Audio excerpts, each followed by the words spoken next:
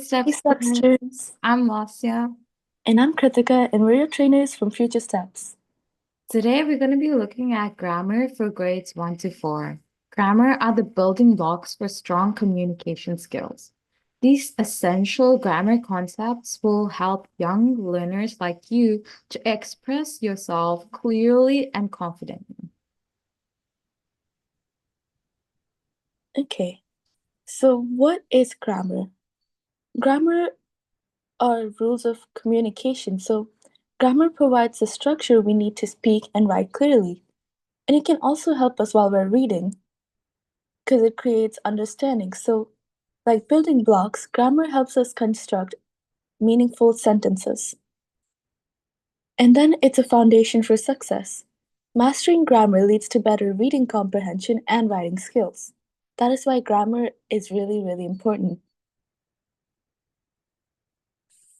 So, these are examples of grammar you need to know. The first thing we're going to talk about are nouns. So we have different types of nouns. We have common nouns, and these are general names like dog, city, and so on.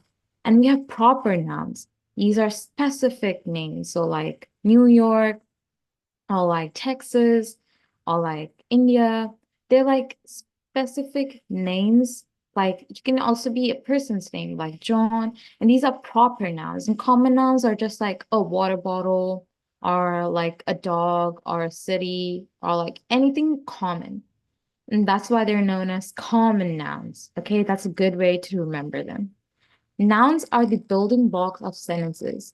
They name what we talk about. So that's why nouns are really important because they're the main thing in a sentence that show how what are we going to talk about. So let's say, oh, New York is such a great place. That means we're talking about New York, which is the noun in that sentence. So nouns are building blocks of the sentence.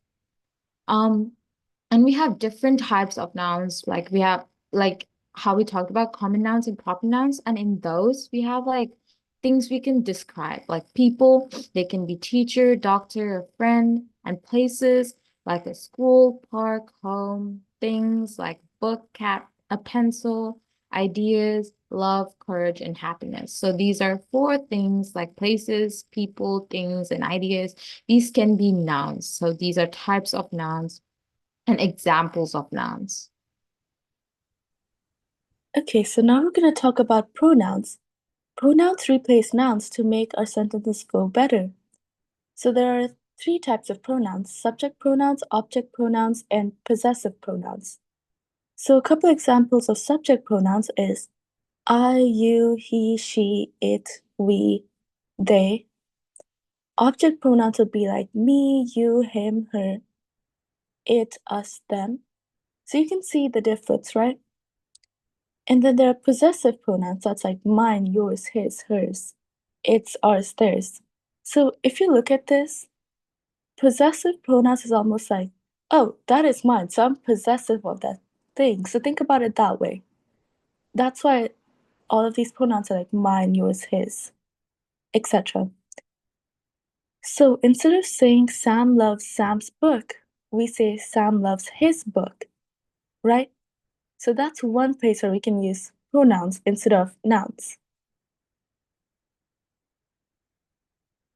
Next, we have verbs, and you all know that they're action words. So they're action words, they are thinking verbs and being verbs. So what are action verbs? They show movement or activity. So like jump, run, write, eat, play. And I know most of you call verbs as action words, and you're like, oh, what are thinking verbs and being verbs? They're also like types of verbs. So they're also action words, but then there's something related to thinking, or there's something related to being. So, for example, in thinking verbs, they show mental activity. So, like thinking, how knowing, understanding, and believing. These are things you think about, right? That's why they're called thinking verbs. And then we have being verbs. So these are, they link subjects to descriptions. So like am, is, are, was, were. I know you're like, oh, is am a verb? Is a verb? Like I didn't know that before, but like yes, they are being verbs. And verbs are the engine of a sentence.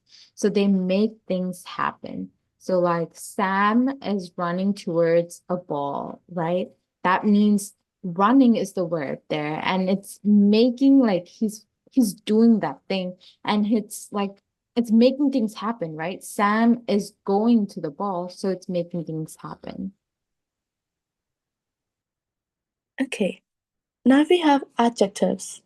So what adjectives do? They make writing more interesting and detailed. They help readers picture exactly what you mean. And they answer questions like what kind or how many. So for adjectives, we can talk about colors and sizes.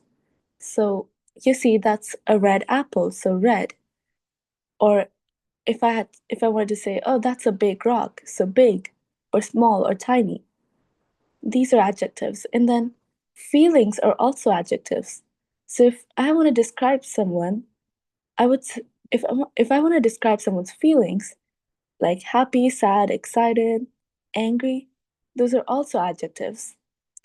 And then their age or value is also an adjective. So for example, new, old, expensive, cheap, etc. Now let's look at adverbs. So they describe how she sang beautifully, he runs quickly. You know, the verb is sang and runs, and that we're just describing how she sang, right? She sang beautifully. So we're just kind of describing the verb and what the person is doing, right? And they often end with ly, so it's slowly, beautifully, quickly, carefully, quietly. Everything, most of them end with the ly at the end. And they also describe when. So we'll go tomorrow. I cleaned my room yesterday, kind of thing. So, and they also describe where. So look up, the dog is outside. Remember how we said look and is a being word? So the dog is outside. And then look, you're just looking, and that's a doing verb. So that's an action verb. And you're looking where? You're looking up. So adverbs are basically words that describe the verb. Adverbs add important details to words, adjectives, and other adverbs too.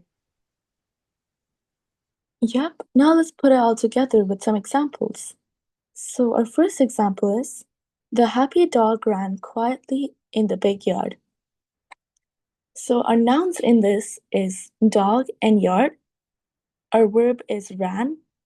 Our adjectives are happy and big, and our adverb is quickly. And notice how that also ended with a li. And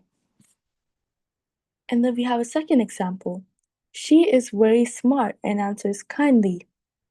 So instead of a noun, we have a pronoun here, which is she.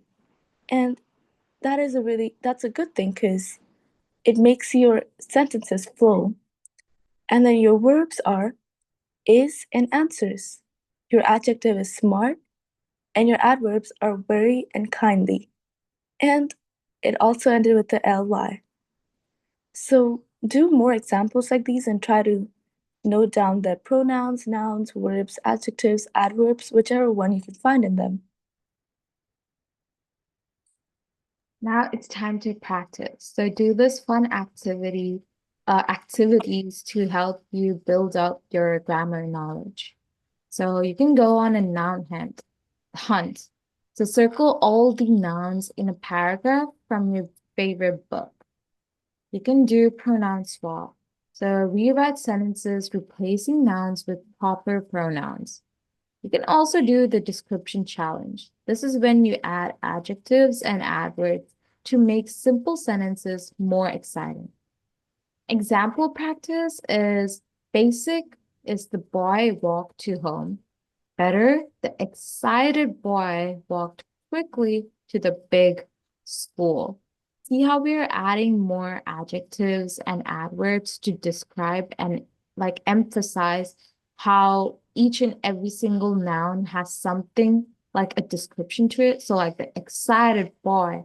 And how did he walk? He walked quickly. And to where? To the big school. Can you identify the parts of speech in the improved sentences, even though I gave it to you? Just comment down below with the clues I gave it, maybe the answers I gave you. Just comment down below the parts of speech you have identified in the better sentences. Yep. And now we're just gonna summarize everything and tell you a couple next steps. So steps you could do. So for a summary, we learned about nouns. Nouns are name people, places, ideas, and things. Pronouns replace nouns. Verbs show action or being. Adjectives describe nouns.